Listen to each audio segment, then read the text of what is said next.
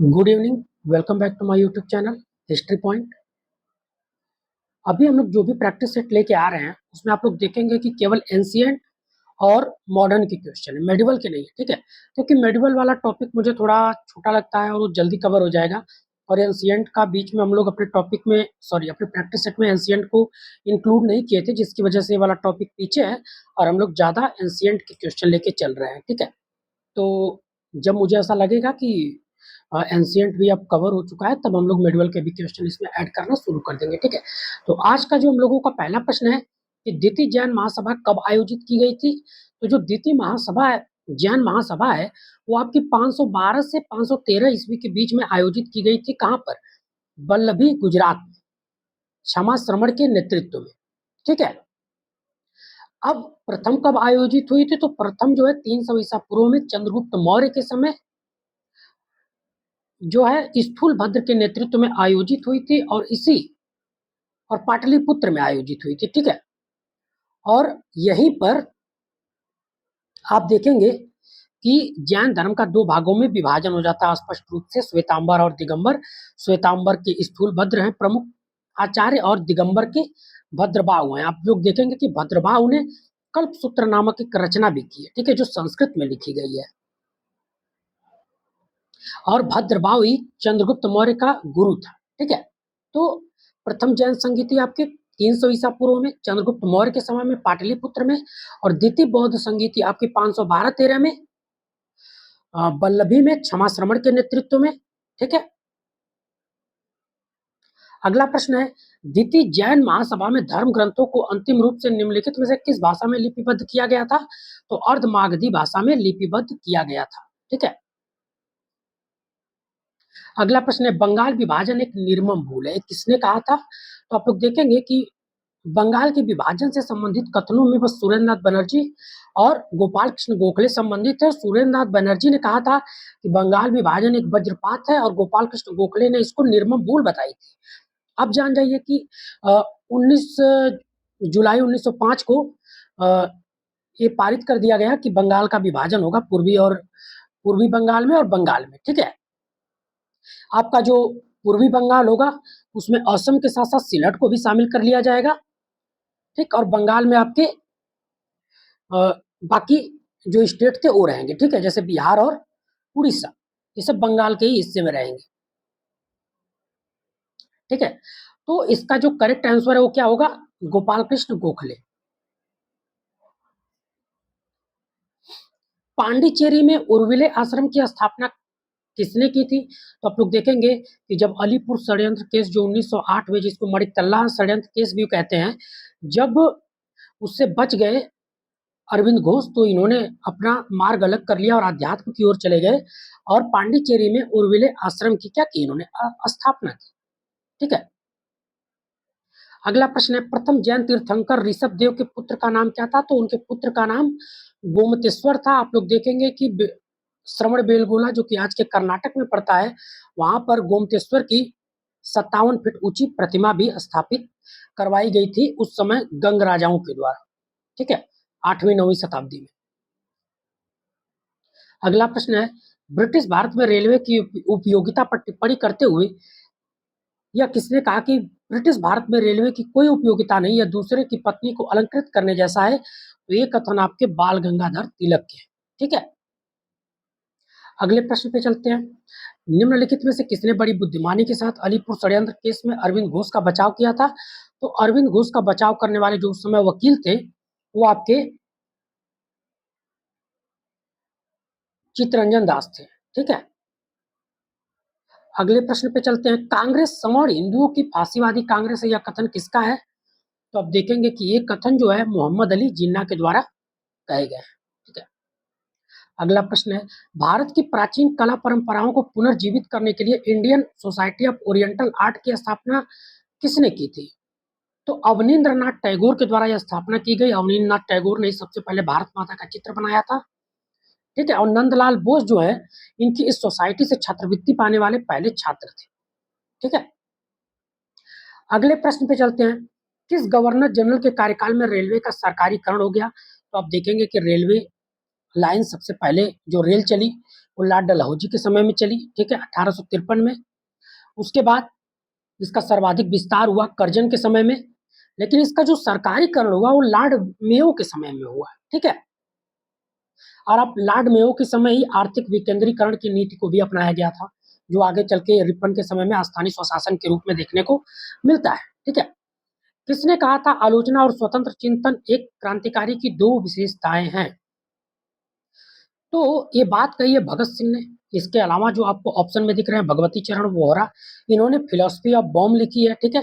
राम प्रसाद बिस्मिल और सचिंद्र नाथ सन्याल, ये सभी लोग काकोरी कांड से संबंधित थे। उसमें से राम प्रसाद बिस्मिल को गोरखपुर जेल में क्या कर दी गई, फांसी दे दी गई, ठीक है। तो करेक्ट ऑप्शन है भगत सिंह। अगला प्रश्न है, कौन स्वदेशी आंदोलन का आलोचक था एवं पूर्व तथा पाश्चात्य के मध्य एक बेहतर संबंध का समर्थक था?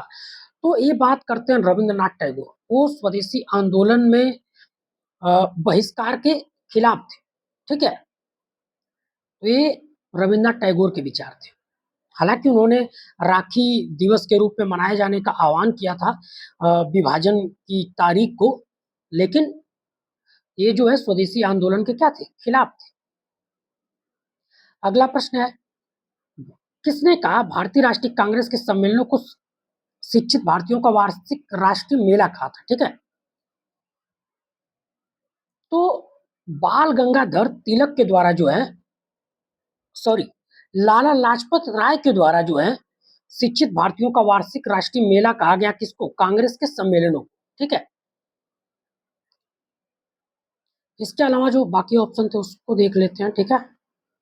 अश्वनी कुमार दत्त ने इसको 3 दिनों का तमाशा कहा। लाला लाजपत राय ने कहा कि वर्ष में अगर, सॉरी, तिलक ने कहा कि हम वर्ष में अगर एक बार आके टकराएंगे तो इससे कुछ नहीं होने वाला, ठीक है।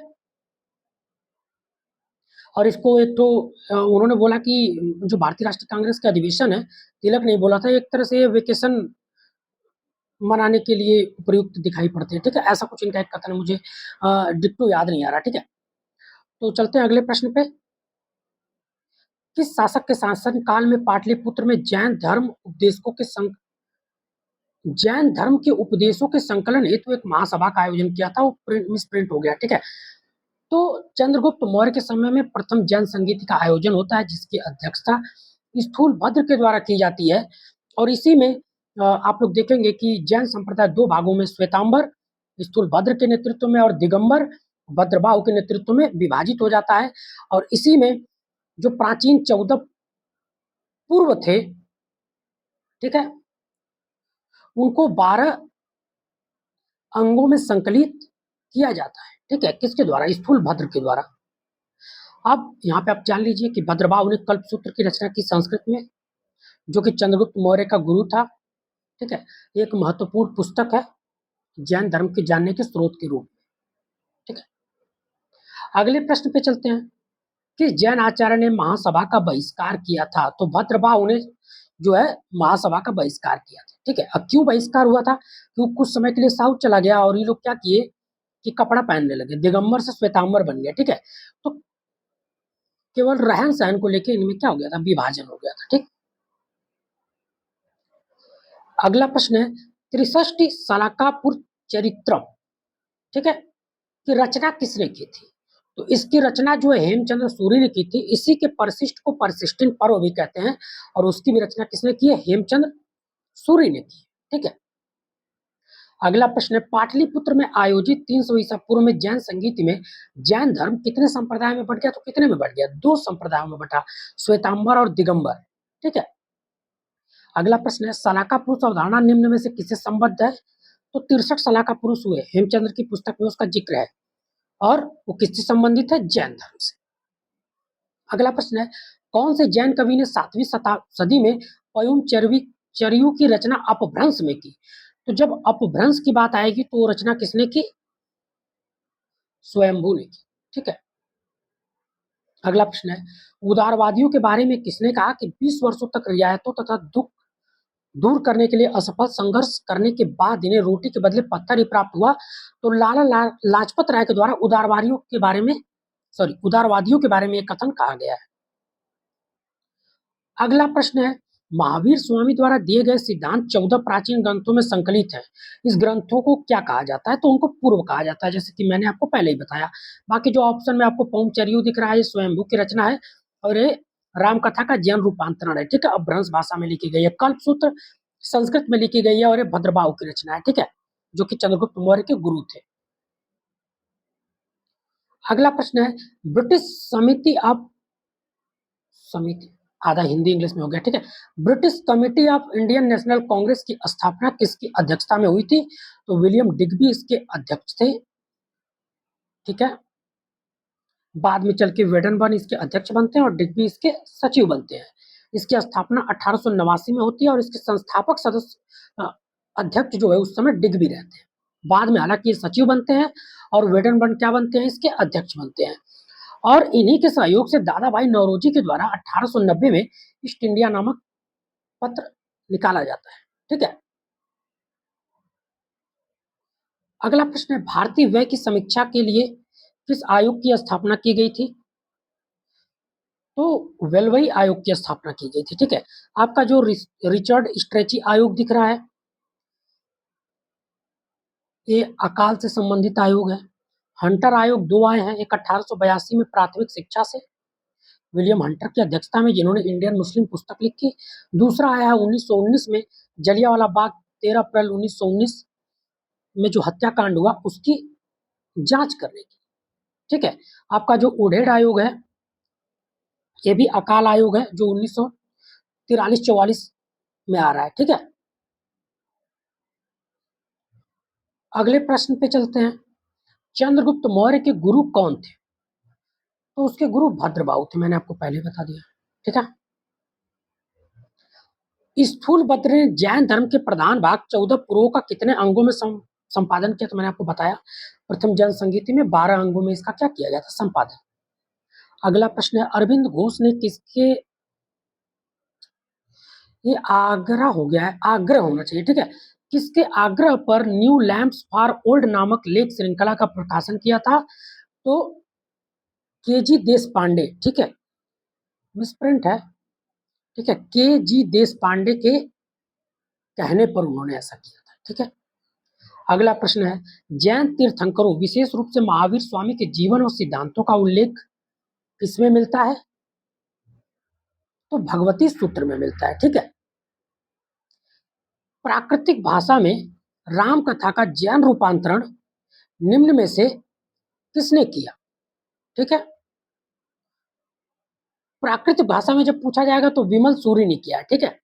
अभी हम लोग थोड़ा ये वाले प्रश्न पे बात कर लेते हैं, हालांकि मेरे से गलत क्लिक हो गया था। जो भगवती सूत्र है, इसके जो रचनाकार हैं ये सुधर्मन स्वामी करके, ठीक है, जिससे हमको महावीर स्वामी के जीवन और सिद्धांतों का जानकारी मिलता है, ठीक है।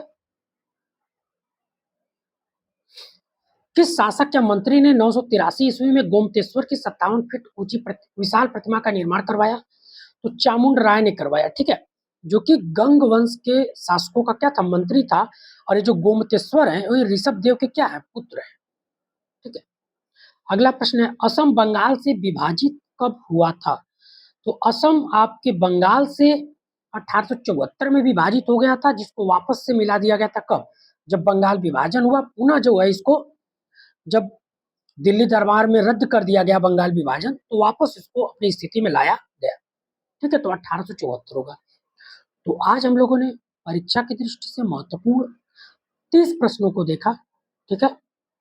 कुछ जगह मुझे भी दिक्कत हुई, लेकिन मैंने सही जानकारी देने का प्रयास किया। तो मिलते हैं अगले प्रैक्टिस सेट में, ठीक है। Thank you.